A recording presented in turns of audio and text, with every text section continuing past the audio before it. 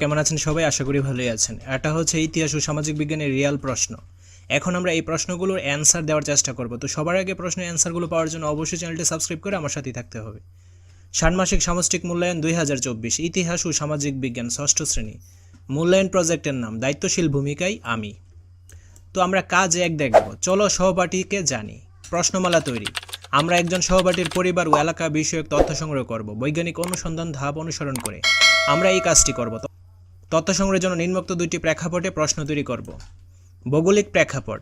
আমার সহপাঠীর পরিবার ও এলাকা যে ভূ-প্রাকৃতিক বৈশিষ্ট্যে অবস্থিত তা বিবেচনায় আত্মপরিচয়। এবং এখানে রয়েছে সামাজিক ও সাংস্কৃতিক প্রেক্ষাপট। আমার সহপাঠীর পরিবারের মানুষের ভাষা, সংস্কৃতি, পোশাক, রীতিনীতি, পেশা ইত্যাদি। তো প্রশ্নগুলো খাতায় উত্তরপত্রে লিখবে। চলো এখন আমরা কাজ কয়ের অ্যান্সারটা দেখে নিই। ভৌগোলিক প্রেক্ষাপট। আমার সহপাঠীর সমতল ভূমিতে বসবাস করে। গ্রামের এক পাশে রয়েছে বিশাল চরণভূমি এবং অন্য পাশ দিয়ে বয়ে গেছে একটি নদী। তাছাড়া আমার সহপাঠীর এলাকায় রয়েছে প্রাচীন অনেক গাছপালা। তো এইটা হচ্ছে ভৌগোলিক প্রেক্ষাপটের অ্যান্সার। তারপর সামাজিক ও সাংস্কৃতিক প্রেক্ষাপটের অ্যান্সার হলো এইটা। ভাষা বাংলা, সংস্কৃতি বাঙালি ও ইসলামী বা হিন্দু ও সংস্কৃতি, পোশাক বাঙালি ও ইসলামী, হিন্দু বা ধর্মীয় ধারার, রীতিনীতি নিজে ধর্মের রীতিনীতি মেনে চলে, পেশা বাবা ব্যবসায়ী এবং মা গৃহিণী, 2 ভাই সরকারি চাকরিজীবী। তো তোমরা যদি ইসলাম ধর্মের হয়ে থাকো তাহলে এইটা দিবে বাঙালি ও ইসলামী, যদি হিন্দু ধর্মের হয়ে থাকো তাহলে হিন্দু ধর্মীয় ধারা এইটা দিয়ে থাকবে। ঠিক আছে, কাজ খয়ের অ্যান্সারটা পাওয়ার জন্য অবশ্যই চ্যানেলটি সাবস্ক্রাইব করে আমার সাথেই থাকতে হবে।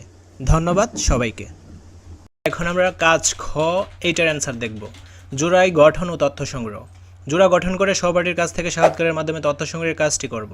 আমরা একে অন্যের কাছ থেকে তথ্য সংগ্রহ করব। প্রত্যেকে সাক্ষাৎকারের 20 মিনিট সময় নেব।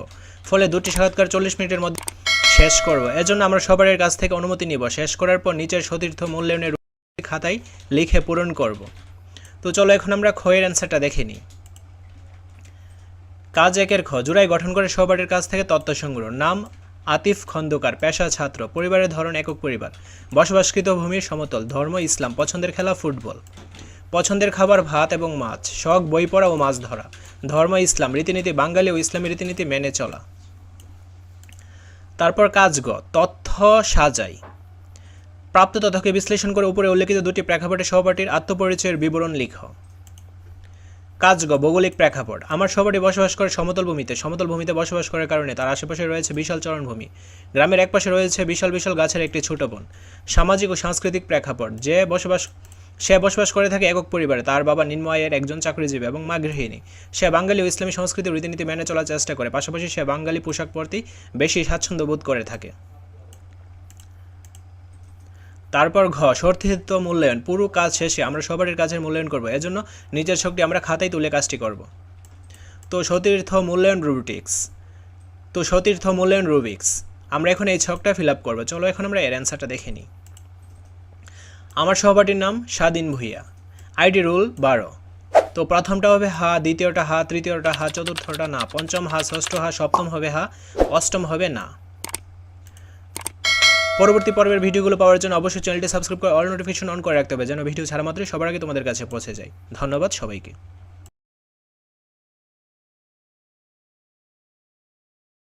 কাজ 2-এর কোয়ের অ্যান্সারটা দেখব। যারা এর আগের ভিডিওগুলো দেখো নাই তারা অবশ্যই প্লেলিস্ট থেকে আগের ভিডিওগুলো দেখে নিতে পারো, অথবা ইউটিউবের ভিডিও সেকশন থেকে ভিডিওগুলো পেয়ে যাবে। কাজ 2। অতীত ও বর্তমানের সামাজিক অবস্থা। কাজ ক। অতীত ও বর্তমান মানুষের জীবন ও জীবিকা। আমরা ষষ্ঠ শ্রেণীর পাঠ্য বইয়ের বাংলা অঞ্চলের ইতিহাস ভূপ্রকৃতির প্রভাব নামক শিখন অভিজ্ঞতার মানুষ আর ভূপ্রকৃতি সম্পর্কে ইতিহাস অংশ ও বাংলা অঞ্চলের ভূপ্রকৃতি কেমন অংশ থেকে অতীতের ভৌগোলিক পরিবেশ ও মানুষের জীবন ও জীবিকা বিষয়ক তথ্য সংগ্রহ করব।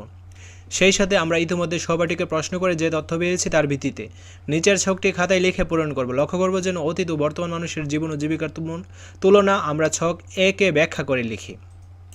ছক 1। অতীত ও বর্তমান মানুষের জীবন ও জীবিকা। চলো এখন আমরা এর অ্যান্সারটা দেখে নিই।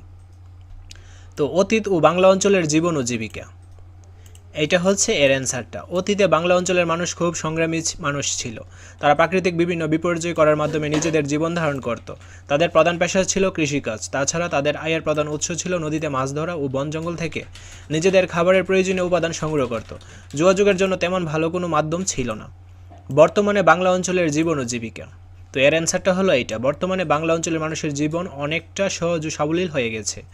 মানুষের পরিশ্রম করার ধরনও পরিবর্তন হয়ে গেছে। বর্তমানে মানুষ কৃষিকাজের পাশাপাশি শিল্প কারখানার কাজের সাথে জড়িত। এছাড়া মানুষ কর্পোরেট অনেক প্রতিষ্ঠানে কাজ করে নিজেদের জীবিকা নির্বাহ করে থাকে। বর্তমানে মানুষের যোগাযোগ ব্যবস্থা অনেক উন্নত এবং তারা সহজে একে অপরের সাথে যোগাযোগ করতে পারে।